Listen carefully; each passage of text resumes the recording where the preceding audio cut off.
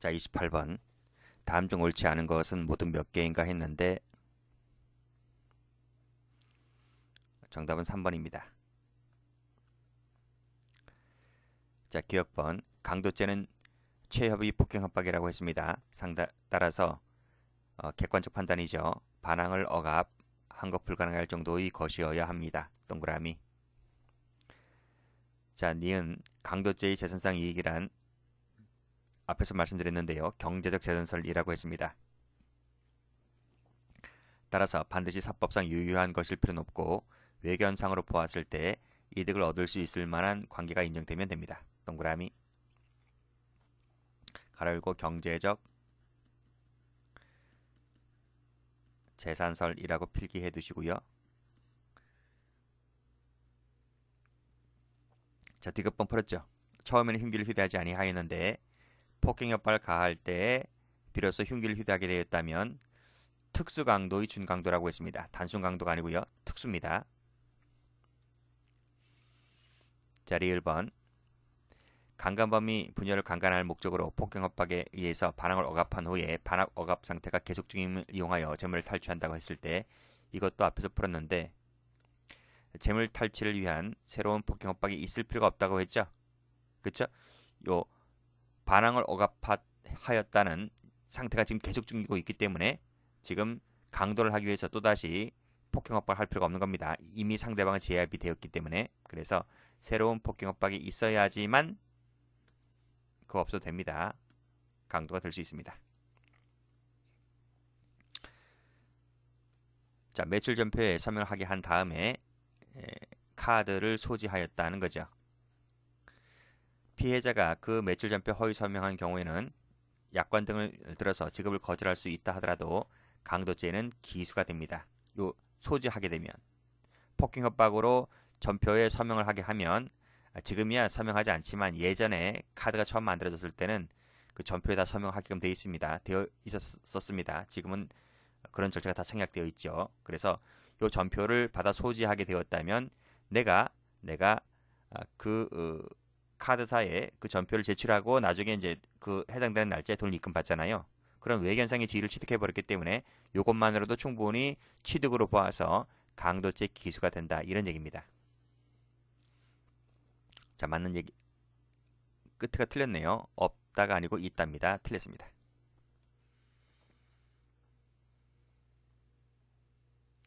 자, 29번. 자, 다음 중 옳은 것은 모두 몇 개인가 했는데 정답은 1번입니다.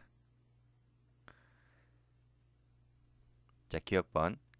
절도범이 경비원에 의해서 현행범위로 체포가 되었는데 아직 인도가 되지 아니한 상태에서 그 상태를 면하기 위하여 폭행을 가하였다면 준강도가 될 수가 있죠. 여기서 인도되지 아니하였단 말은 신병 확보가 되지 않았단 말입니다. 그 상태에서 때리는 것이기 때문에 이것도 절도의 기회에 때렸다고 볼 수가 있는 것입니다. 준강도가 됩니다. 2번. 체포를 면탈하는 데 도움이 될 수 있으리라는 생각에서 이건 뭐죠? 준강도할 목적이죠. 준강도할 목적으로 이 칼을 준비한 것이기 때문에 강도할 목적이 아니죠. 그래서 강도 예비 음모가 될 수 없다는 것이 판례입니다. 만약 이걸 강도 예비 음모로 처벌하게 되면 유추해석 금지 원칙이 위반된다. 그래서 이 판례는 여기서도 출제가 잘 되지만 총론 죄형법정주의에서도 출제가 된 적이 있습니다. 자, 폭행 협박이 있은 후에 상당한 시간이 경과를 했다. 그래서 다른 곳에서 금원을 교부받았다고 했을 때 강도죄 기수가 됩니까? 기수가 아니죠.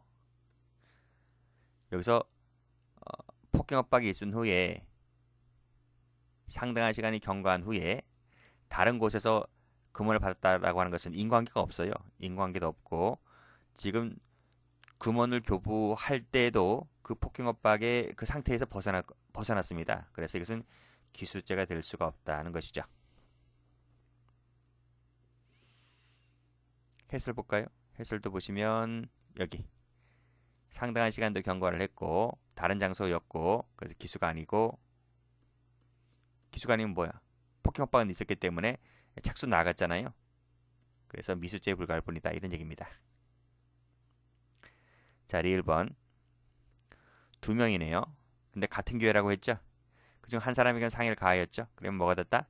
가장 중한 죄의 포괄일죄가 된다. 그래서 상해를 입지 아니한 피해자에 대해서도 여기 흡수가 시켜서 가장 중한 죄의 포괄일죄가 됩니다. 이렇게 죄 따로 논하는 게 아닙니다.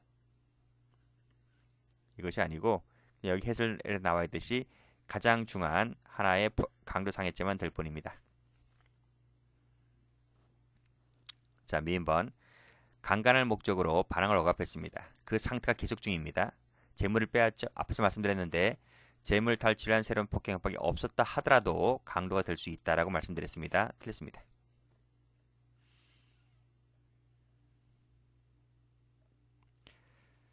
자, 30번입니다. 다음 중 틀린 것은 모두 몇 개인가 했습니다. 정답은 2번. 기억입니다. 준강도 기수 여부는 폭행 협박시가 아니라 절도행위 기수 미수 여부를 갖고 논한다고 했죠. 틀렸습니다. 날치기는 본질적으로 절도인데 5m가량 끌고 가갖고 그 과정에서 상해를 입었다고 한다면 강도가 됩니다. 강도 과정에서 발생한 상처이기 때문에 강도치상죄가 되죠. 틀렸습니다. 가족, 수인, 단일한 강도죄가 됩니다. 관리 수를 가지고 죄수를 논하기 때문에 동그라미. 니은번. 이익은 반드시 유효하거나 법률상 정당하게 청구할 것에 한정되지 않는다. 이것이 바로 경제적 재산설입니다.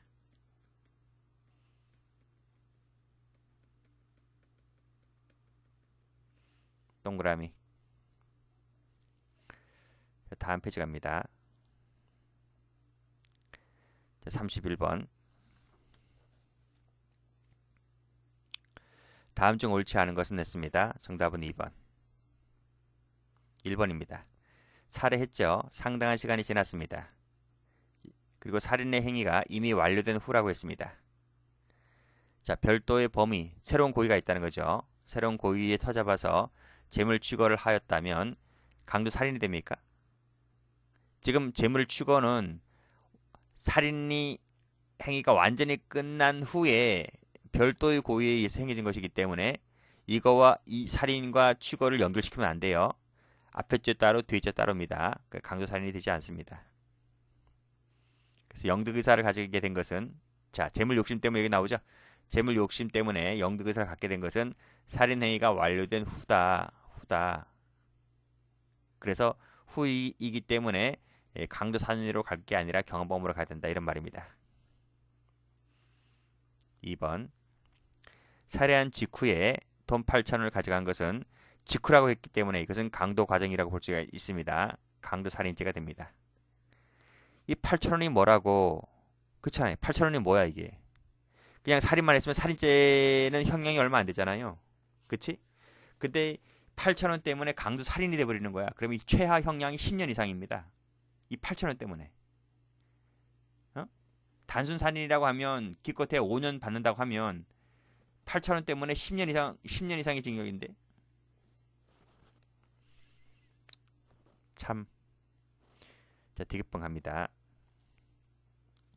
강도 직후에 신고를 받고 출동한 경찰관이 자, 연행하려고 하자 그 과정에서 체포 면탈을 목적으로 찔러 살해를 가합니다. 무슨 죄? 강도 살인죄가 돼버리죠. 강도 기회에 살인했기 때문에. 동그라미. 자, 리을번. 두 사람밖에 없습니다. 살해를 했습니다. 곧바로 재물을 탈취했다고 할 때 이것도 강도 살인이 됩니다. 요 니은과 똑같아요. 그치? 살해한 직후니까 곧바로니까요. 이것도 직후잖아요. 강도 살인, 여기도 강도 살인이 됩니다. 동그라미.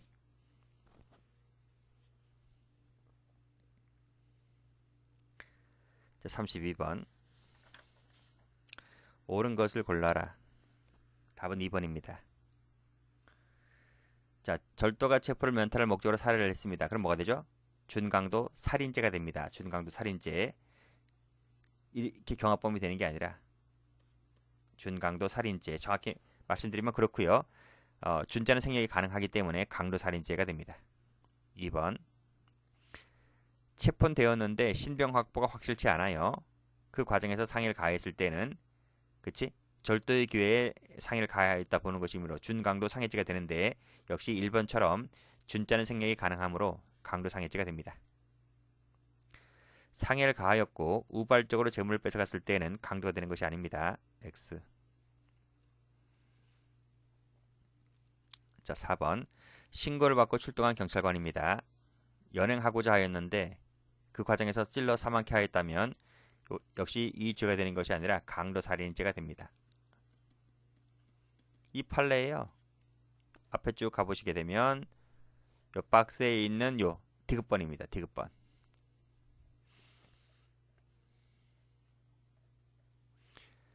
자, 33번. 옳지 않은 것을 골라라. 답은 2번입니다. 1번 목적법 맞죠? 신분범이라고 하는 것은 주체가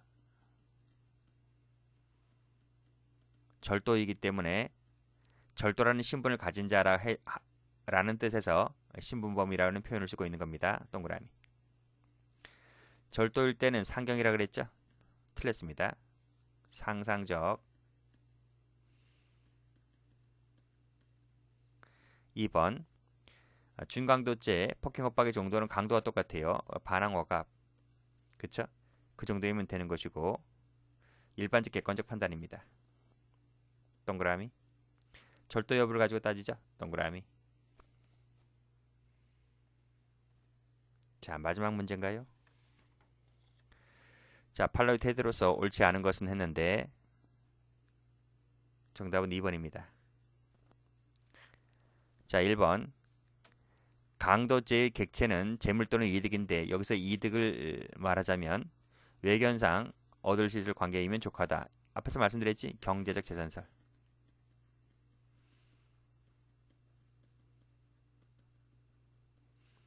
자, 2번. 절도를 마쳤다는 말은 절도가 완전히 끝났다는 말이죠. 절도의 기회는 아닌 거예요. 절도가 끝났기 때문에. 자, 그 과정에서 집으로 돌아와서 폭행을 가한 것은 절도가 완전히 끝난 상태에서 때린 것이기 때문에 준강도가 될 여지는 없습니다. 이것을 절도의 기회에 때렸다고 볼 수 없는 거죠. 주관입니다. 주거 침입했습니다. 그런데 폭행을 가하였다 했는데 이 주거 침입은 착수가 아니거든요. 주관이라 했잖아요. 주거 침입 단계에서는 실행의 착수가 아닙니다. 절도지 착수로 나가지 못했습니다. 그치? 그래서 물색을 못했다는 거죠. 그 과정에서 폭행을 가하였기 때문에 착수 못했다고 나와 있네요. 친절하게. 그랬다면 주거침입죄 플러스 폭행죄 두 가지 죄가 각각 성립하게 되는 것이지 절도의 기회에 때린 것은 아니기 때문에 절도라는 주체가 만들어진 것이 아니기 때문에 준강도죄가 되지는 않는다. 맞습니다. 자, 4번은 야간입니다. 야간은 주거침입, 여기 담을 넘다가란 말은 실행에 착수를 했구나.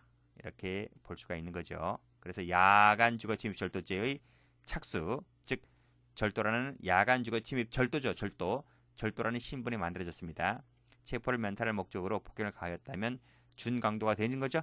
되는 것이고 지금 절도 미수 상태에서 지금 폭행 가한 것이기 때문에 준강도죄 미수가 됩니다. 옳은 짐은 여기까지 합니다.